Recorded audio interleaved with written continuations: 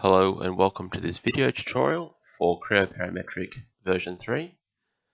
The content of this tutorial includes blends, sweeps, and swept blends. So previously in Creo, you'd be quite familiar with simple extrusions, such as this feature here, where we take a constant cross-section, this rectangle, and then we extrude it by a constant distance. But there's many applications in engineering where either the profile changes or the trajectory about which the part is extruded also changes. And these can't be represented with simple extrusions or revolves, because in these cases, both the cross-section and the trajectory is constant. So a way we can get around this is by using blends. So this first example here, we have the cross-section of a circle being blended into the cross-section of a rectangle about a set distance. For the second example here, we have what's called a sweep. So we have this thin rectangular section being swept or extruded by a variable trajectory. And in the third and final example, we have a swept blend, where we have two different profiles, a circle and then a rectangular end, and that's going to be blended about a set trajectory. Okay, so I'll first start by creating a new part, and if we have a look in the model menu option, we can see we have the extrude and revolve buttons, which you're familiar with by now. And we can also see the sweep option, swept blend, or the simple blend option. So we're going to start by making a blend. Now there's a few ways we can do this. My preference is to start by sketching the profiles and then referencing those sketches in the blend. That way, if you want to make modifications to your design, or if you make mistakes, you can quite simply update or modify the sketches, and that's reflected in the blend. So I'll start by clicking Sketch. I'll just click the front plane here. Always start with center lines. Now I'm going to sketch the starting profile of this blend, and in this case it will be a simple rectangle, so nothing too complicated, but this can be any shape of your choosing. Just add in some arbitrary dimensions there.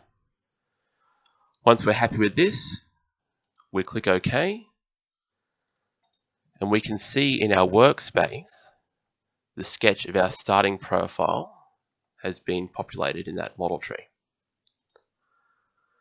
Now I have to make the second profile, and I can do that by sketching on a new datum plane. So I'll click plane, I'll click this front plane here, I'll offset that in space. Actually, I might just make that 100. Click OK. And now I'm going to create a second sketch on that datum plane. So you should be well and truly familiar with making new datum planes by now. Once again, we'll create center lines, and I'll create a circle section. Now, an important thing about blends to note is all sections have to have the same number of vertices. So there's 4 on this square and currently none on this circle. So we can get around that by using the divide tool, where we can put in an arbitrary vertice. So I'll click divide and just click once, twice, 3 times, and 4 times. So this means the edges of the rectangle can be blended to equivalent edges of our circle. Then click OK. And for the sake of this exercise, we'll add a third datum plane. We'll put that 100 as well. And we'll add a third section just to keep things interesting. So once again, we'll enter the sketch menu, click the datum plane, sketch, add my center lines. Oops, click that one.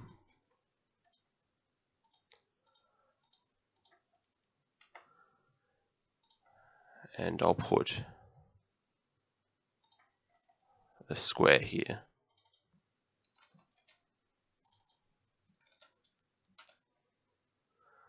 Tick OK. And I'll just rotate those out of plane so they're a bit more visible. And I might turn our datum axes off. So in our workflow, we have our first sketch, our second sketch, and our third sketch. Under the Shapes option, we can click Blend to blend those three sections together.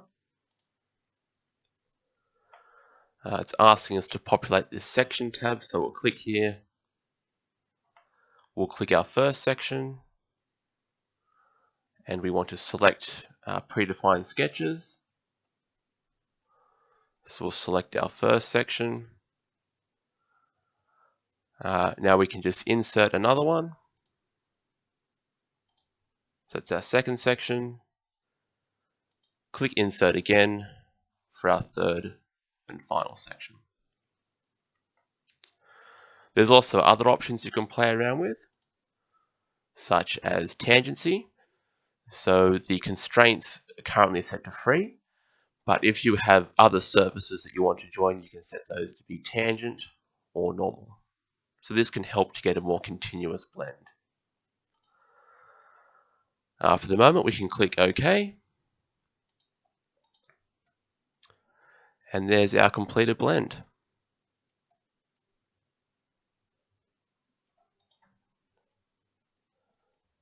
Okay, so the next feature that we'll look at is a sweep. So in this case, we're going to set a trajectory about which our cross-section will be extruded in space. So we'll start by using the sketch tool again. We'll click our top plane here, click sketch, and then I'm just going to make an arbitrary type spline.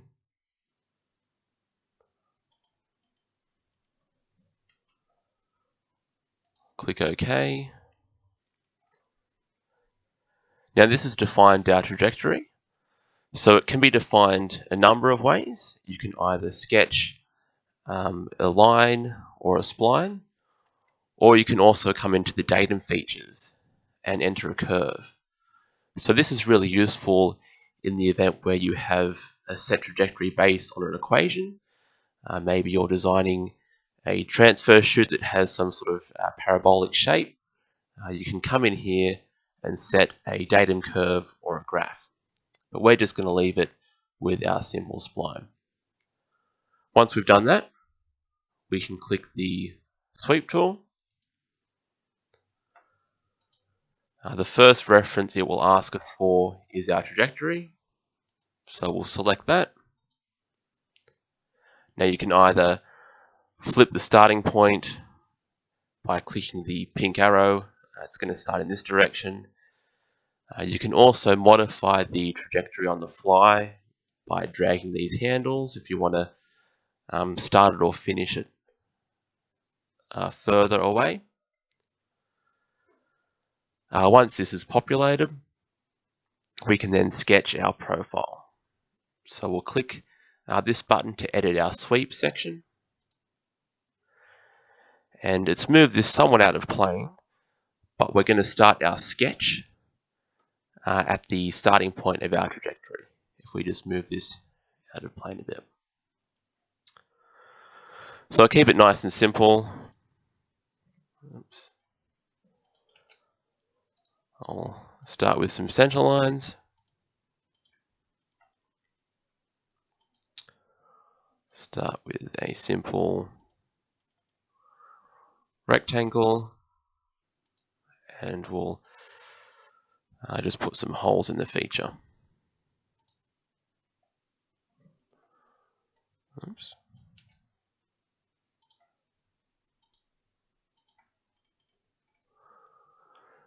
So this section here will be kept constant for the entire duration of our trajectory. Once we're happy, we'll click OK. We can then rotate our object in space to make sure we're happy with that. Once again, there are other options, tangency of the ends, and you can vary other properties. You can also add tapers or modifications to the trajectory on the fly, but we're going to keep this as is.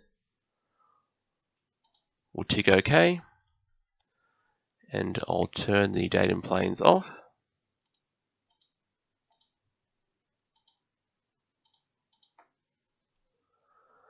And there's our sweep. So as you can see, the cross section remains the same throughout the entire profile. And in our work tree, our first sketch is still present, so that's our trajectory that we can change, and then the sweep is populated once we've completed that. Okay, so the final feature that we're going to look at is a swept blend. This combines both a sweep and a blend in that the starting and finishing profile can change and the trajectory can vary. So this is quite a powerful tool for modeling a wide range of features. So we're going to start by sketching our trajectory on the top plane. And I'll just make an arbitrary spline.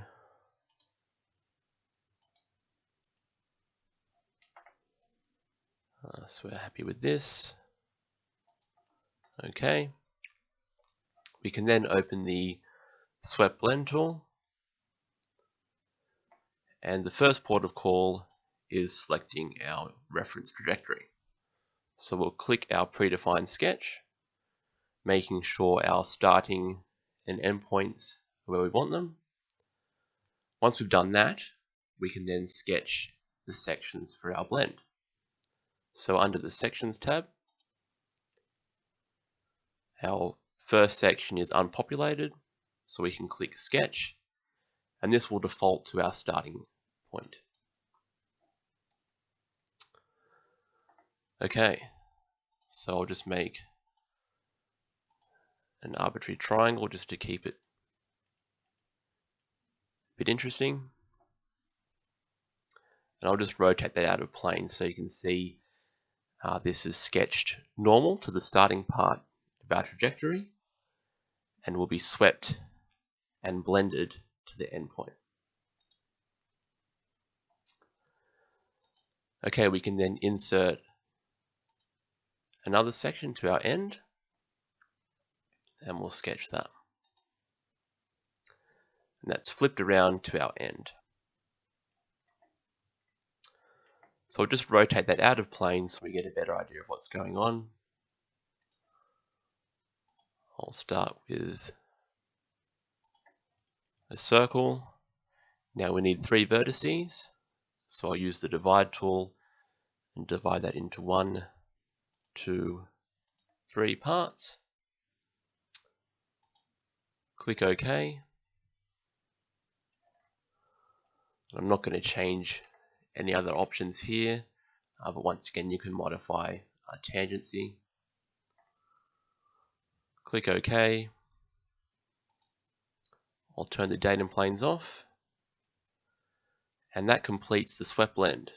So we have the starting section, we have our final end section, and we have a variable trajectory about which that is swept.